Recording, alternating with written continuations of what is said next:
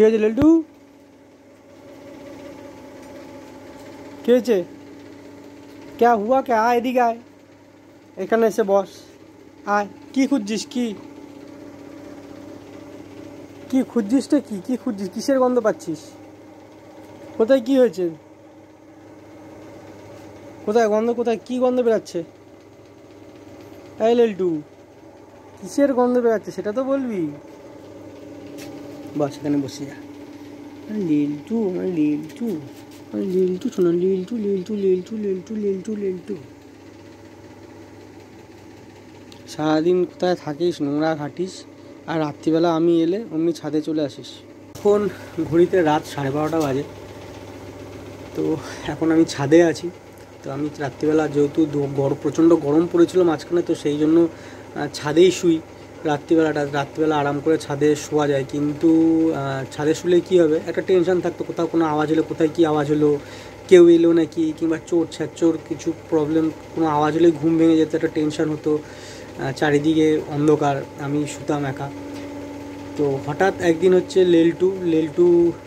হঠাৎ দেখলাম দেখা দেখি আমার সাথে ছাদে এলো তো ছাদে আসার পর ওর আর যেতে ইচ্ছা করছে না বাইরে তো ছাদেই শুয়েছে তো এই যে হচ্ছে লেলটু তো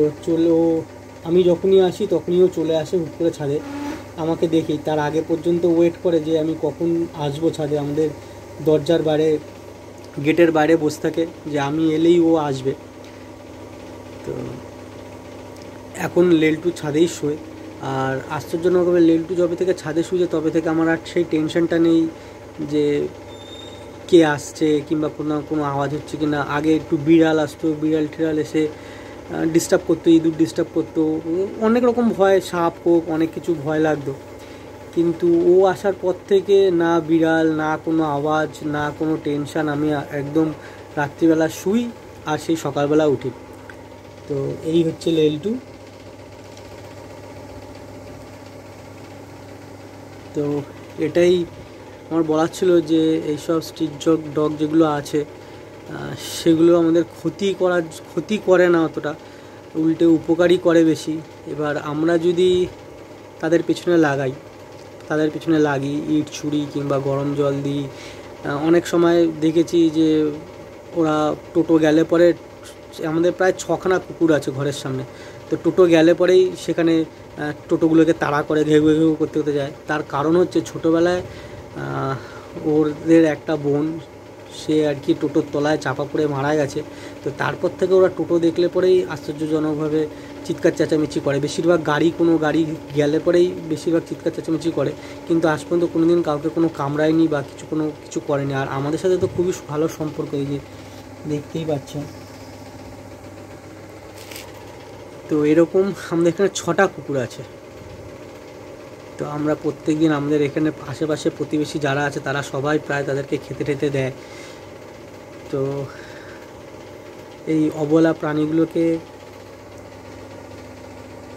একটুখানি সবাইকে দেখার অনুরোধ রইল যে এইসব যত অবলা প্রাণী আছে এদের একটু দেখতে কারণ এদের আমাদের ছাড়া তো দেখার কেউ নেই তো এইসব সরকার থেকে কুকুর তুলে নিয়ে যাচ্ছে যেটা শুনলাম তো তারপর থেকে একটা টেনশন হয়ে গেছে যে সরকার তুলে নিয়ে যাচ্ছে তো এখানে আশা করি কেউ তুলতে পারবে না হয়তো প্রতিবাদ করবে তার কারণ হচ্ছে এখানে যে কুকুরগুলো আছে তাদের সবাই প্রতিবেশী মানে আশেপাশে যারা আছে তারা সবাই খুবই ভালোবাসে এমনকি ছোটোবেলায় অনেক যত্ন করে যাতে গাড়ির চাপা না পড়ে কেউ চেন দিয়ে বেঁধে রাখতো কেউ খাঁচায় রাখতো কেউ বাড়ির সামনে রেখে দিত তো যাই হোক অনেক কষ্টেগুলো বড় হয়েছে আর ও খুব আরামেই থাকে এখানে কারণ এখানে পাখা টাকা চলছে একদম পাখার তলায় এসে শুয়ে পড়েছে এই উপরে পাখা আছে এখানে পাখা চলছে আর আরাম করে শুয়ে আছে লেলটু কোনো চিন্তা নেই ভাবনা নেই আর অন্য কোনো কুকুরকে এখানে ঢুকতে দেয় না ঢুকলে পরে ঘেউ করে মাথা খারাপ করে দেয় ওর এখন নতুন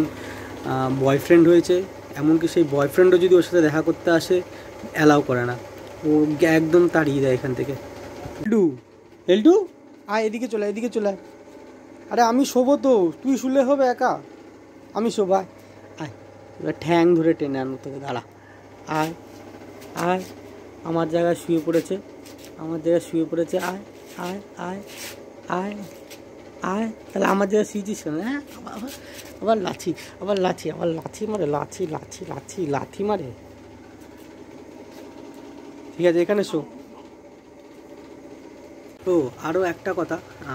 আজকে হচ্ছে 14ই ডিসেম্বর, কালকে হচ্ছে 15ই ডিসেম্বর, আমাদের স্বাধীনতা দিবস, আমাদের দেশ স্বাধীন হয়েছে। তো সেই জন্য আমাদের এখানে একটা পিকনিক করা হচ্ছে, ভাই বোনেরা সবাই মিলে একটা পিকনিক করছি। তো পিকনিকের ব্লগটা অবশ্যই ছাড়বো, যদি ভালো লেগে থাকে তাহলে অবশ্যই সাবস্ক্রাইব করে রাখুন, তাহলে পরবর্তী ব্লগটা ছাড়ার সঙ্গে সঙ্গে আপনার কাছে মেসেজ চলে যাবে। আমাদের বাড়ির আশেপাশের যেসব স্ট্রিট ডগগুলো আছে সেগুলো শুধু আমরাই না, সোনামাও খুব ভালোবাসে। তো যখন এটা অনেক দিন আগেকার ভিডিও, তো তখন প্রচণ্ড গরম পড়েছিল, তো গরমে এটা থাকতে পারছিল না। তো আমরা যখনই ঘাটে যেতাম তখনই চলে আসতো স্নান করার জন্য, আর সোনামা এখানে স্নান করিয়ে দিচ্ছে। যতক্ষণ ওকে জল ঢালা হচ্ছে ততক্ষণ ও জলের মধ্যে রয়েছে, আর বেশ আরামেই রয়েছে, বেশ আরাম লাগছে, বোঝাই যাচ্ছে ওকে দেখে। কারণ প্রচণ্ড গরমও পড়েছে, এই গরমে ওরাও থাকতে পারছিল না। আমাদের এখানে পুকুর টুকুর আছে বলে কোনো অসুবিধা হচ্ছে না, স্নান করছে। কিন্তু যেসব কলকাতার দিকে যেখানে পুকুর টুকুর নেই সেখানে সত্যি কুকুরগুলো খুব কষ্টের মধ্যে রয়েছে।